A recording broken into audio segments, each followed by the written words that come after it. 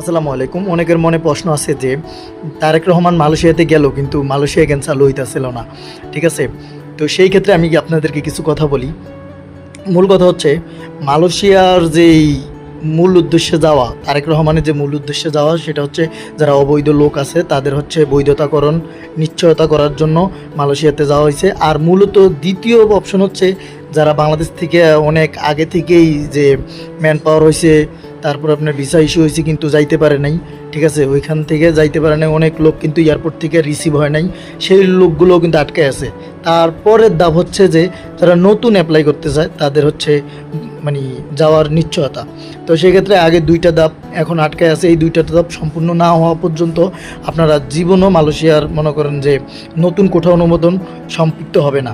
তো সেই ক্ষেত্রে যারা যারা আছেন তারা অবশ্যই একটু দীর্ঘ সময় নিয়ে অপেক্ষা করেন, ঠিক আছে? অপেক্ষার প্রহর করেন, অবশ্যই ঠিক হয়ে যাবে, কিন্তু এটার জন্য এত দ্রুততম সময় পারবে না। আর আরেকটা কথা বলতে যে এমআই যে চুক্তিনামা সেইটার ক্ষেত্রে কিন্তু বাংলাদেশে একটা সিন্ডিকেট আছে, সেটা বাংলাদেশে না, এটা হচ্ছে মালয়েশিয়াতে।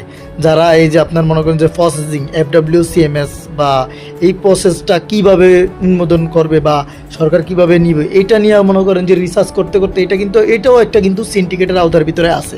তো সেই ক্ষেত্রে আপনারা যারা দালাল বা তৃতীয় পক্ষদেরকে যারা মনে করেন যে টাকা পয়সা বা বই দিতে পারেন, অসুবিধা নেই, পাসপোর্ট দিতে পারেন, কিন্তু ওই যে 4-5 লাখ বা সব টাকা দিয়া মনে করেন যে মালয়েশিয়া চালু হয়ে যাবে ওদিকে, যে আগে টাকা পয়সা দিয়ে করতে পারবেন না।